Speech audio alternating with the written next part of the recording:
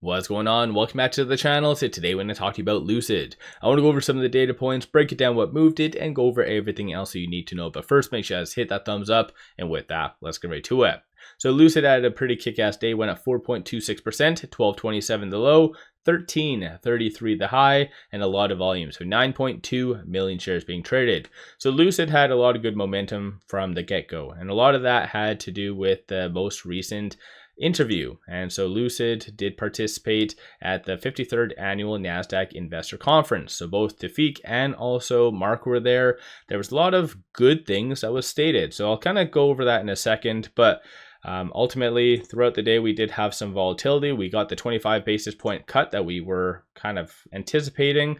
What was said afterwards by Powell, that's what kind of was causing this back and forth. So he does seem to be somewhat okay with the labor market now, saying that it's been cooling.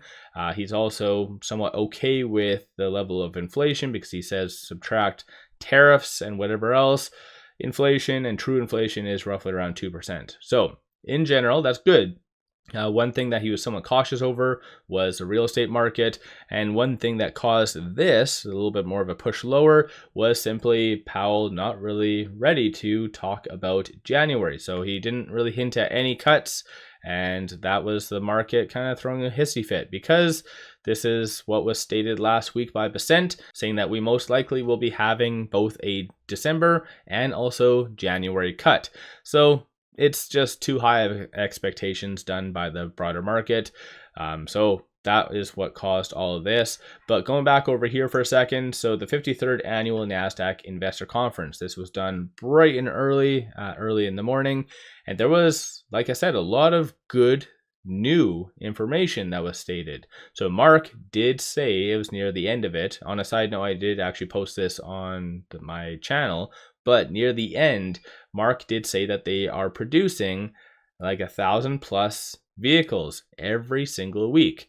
So logically, there's absolutely no reason whatsoever that they should miss on their target, because they needed to do, if I remember correctly, like 8,200 or something like that, in order for them to hit their numbers, their bottom number of 18,000.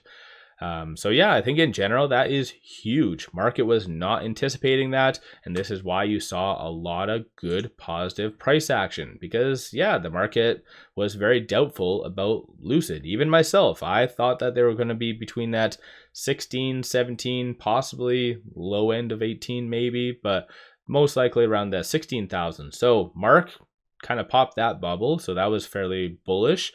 Another thing that he did mention is that a lot of Gravity deliveries to Europe are going to be starting at the end of this year, as well as quite significantly in Q1. So Lucid is going to be taking a lot of good market share, so that's another very positive thing. And then this other last part, a lot of people are very hyped up over it, and kind of makes sense, but I'm cautious, and that is partnerships. So he did mention that in their Q1 investor day, which I don't believe has been officially announced what day it is, but there's going to be some positive things that he's going to say and add a certain level of transparency for partnerships and potential future partnerships. I think that is like A+, but again, I always like to play devil's advocate, and I'd love to get hyped up over that, as what a lot of people are, but Peter mentioned that time and time and time again. Mark, even technically with him starting, I think, what was it, in February of this year, he's also mentioned it numerous times. So there's only like so many times you can do like the boy who cries wolf. So I'm very cautious about getting hyped up over that.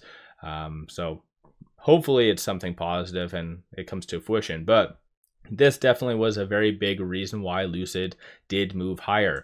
Looking at shorts, they did increase 163,000 shares today. 14.3% of the free floats being shorted, works out to be 43.97 million shares overall being shorted. Looking at the options, we did have 787,000 in calls, 924,000 in puts, so kind of low volume. 51% of all the options being done were bullish in nature. Bulls are now feeling that $14 is potentially on the table by the end of this week, as well as next week. and then bears are anticipating for it to be sub 1250. So given where we are at, there's definitely a hell of a lot more upside than down. These are all the transactions that did occur on the secondary market above $100,000. So not necessarily the greatest. You do see a lot of institutions kind of selling during after hours. And that wasn't just Lucid. Pretty much every stock is kind of dipping during the after hours, unfortunately. And then these are all the transactions occurring on the dark pool. So one big one right here, 8.6, 3.1, both of which were done during, again, the after hours. So it is fair to assume those were kind of big hedge funds selling, unfortunately.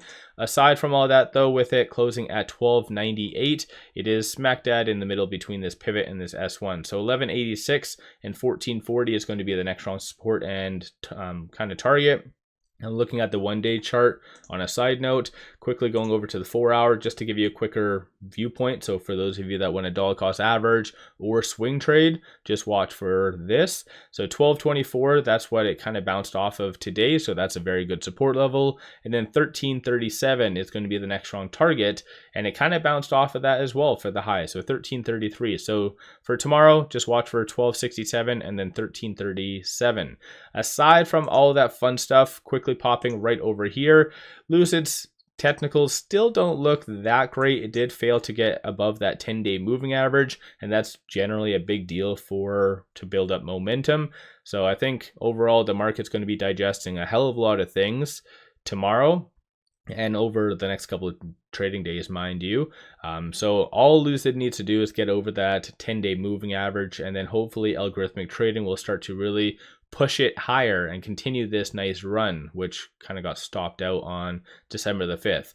So all in all, if Lucid can actually hit their target of 18,000, then I feel like that might bring back a certain level of optimism among investors, but they really need to hit it. For instance, if they come and fall short, then I don't know. I feel like people won't really be that satisfied overall based on that, but I could be wrong. Let me know your general thoughts on that.